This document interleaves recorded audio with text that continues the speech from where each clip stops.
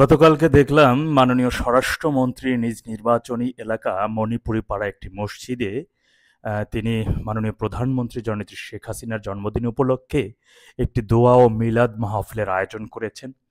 দেখে খুব ভালো লাগলো যে ধীরে ধীরে আওয়ামী লীগের প্রথম শ্রেণীর নেতারা বিভিন্ন কার্যক্রমে এগিয়ে আসছেন, বিশেষ করে তৃণমূলের নেতাকর্মীদের উজ্জীবিত করার জন্য তাদের এই উদ্যোগকে সাধুবাদ জানাচ্ছি। সেই সাথে হাইকমান্ডের এই সকল নেতাকর্মীদের কাছে বিনয়ের সাথে অনুরোধ থাকবে, বসে না থেকে এবং নিজেদের আরাম আয়েশি মানে যারা আছে এখন পর্যন্ত খোঁজখবর নিচ্ছে না তাদের উদ্দেশ্যে বলবো, দয়া করে আরাম আয়েশের থেকে একটু বের হয়ে আসুন।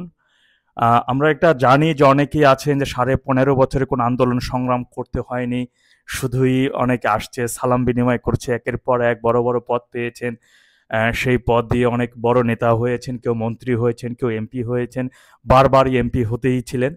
তো এই কারণে একটু আন্দোলন সংগ্রামটা হয়তোবা অনেক ক্ষেত্রে একটু একটু মানে হতে পারে এদিকে সেদিকে। তাই আমি আপনাদের কাছে অনুরোধ থাকবে, আসাদুজ্জামান খান কামাল সাহেবের কাছে অনুরোধ থাকবে যে নিজ এলাকার তৃণমূলের দিকে একটু নজর দিন, তাদের কাছে তারা কিভাবে চলছে, কিভাবে মিছিল করছে, কিভাবে সংগ্রাম করছে, কতজন কারাবন্দী হয়েছে, কারা দীর্ঘদিন যাবৎ অর্থের অভাবে জামিন পাচ্ছে না, আইনি সহায়তা পাচ্ছে না, সেই বিষয়ের দিকে একটু নজর দেওয়ার জন্য অনুরোধ থাকবে।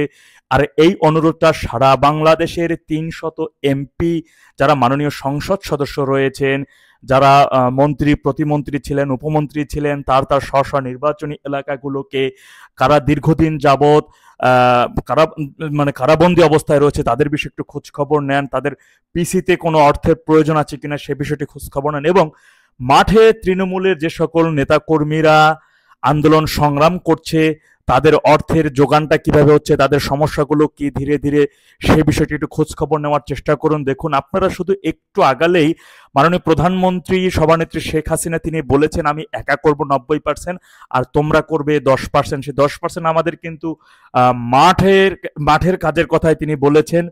তাই আমি আপনাদের কাছে অনুরোধ জানাবো, এই 10% যদি আমরা তাদেরকে নেত্রীকে করে না দেখাতে পারি, তাহলে আমার মনে হয় যারা করতে পারবো না বা আমরা যদি করতে না পারি, তাহলে আমাদেরকে এই নেতৃত্ব ছেড়ে দিয়ে অন্য জনের কাছে চেয়ারটা ছেড়ে দেওয়াটা মনে হয় সবচেয়ে ভালো, বিশেষ করে দলের স্বার্থের জন্য, দলের ভালোর জন্য।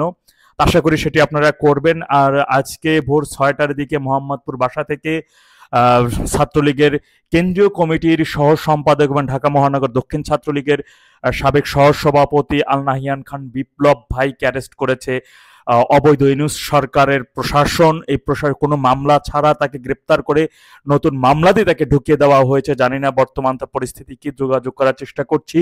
যারা ছাত্রলীগের যে সকল ভাই ব্রাদাররা আছেন, বিশেষ করে আল নাহিয়ান খান বিপ্লব ভাই সম্পর্কে যারা চিনেন জানেন, তার বিষয়টা একটু খোঁজ খবর রাখার চেষ্টা করবেন। কোনো ধরনের সহায়তা বা কোনো বিষয় থাকলে ইনবক্সে জানাতে পারেন, আপনাদের কাছে অনুরোধ রইল। সেই সাথে স্ব জায়গা থেকে নেতাকর্মীদের কাছে আবারও বিনয়ের সাথে অনুরোধ থাকবে, আপনারা স্ব জায়গা থেকে শুধুই মিলাদ যেন আপনাদের মিলাদ মাহফিল অনুষ্ঠান এখান থেকে যেন আপনাদেরকে মানে এতটুকু কার্যক্রমের মধ্যে যেন সীমাবদ্ধ না থাকে, বরঞ্চ কার্যক্রমের সীমাবদ্ধতা অফিস থেকে শুরু করে রাজপথে ছড়িয়ে দিন, তৃণমূলের নেতাকর্মীর দিকে ছড়িয়ে দিন, তাদের বিষয়ে খোঁজখবর বেশি বেশি রাখুন। দেখুন, তৃণমূল খুব অল্প দিনের মধ্যে আরো বেশি উজ্জীবিত হবে, সুসজ্জিত হয়ে তরুণ প্রজন্মর সেই তরুণের শক্তি নিয়ে রাজপথে নামবে, এবং মুহূর্তের মধ্যেই দেখবেন, যেটি আগেও বলে আসছে এখনো বলছি, এই প্রজন্ম, এই তৃণমূল মাত্র 30 মিনিটের মধ্যে থেকেই পুরো রাজধানীর ভিতর থেকে, পুরো বাংলাদেশের 64 জেলা থেকে, পুরো মানচিত্র থেকেই ওই আলবদর আলসাম দেশ বিরোধীদের উৎখাত করে দিয়ে এই মাটিকে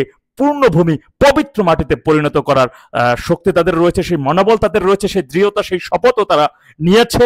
তা থেকে দরকার হলে আবারও আপনাদের সামনে শপথ পড়বে, কিন্তু আপনারা একটু খোঁজ নিন, আপনাদের স্ব জায়গা থেকে আরো এগিয়ে আসুন, এই প্রত্যাশা রাখছি।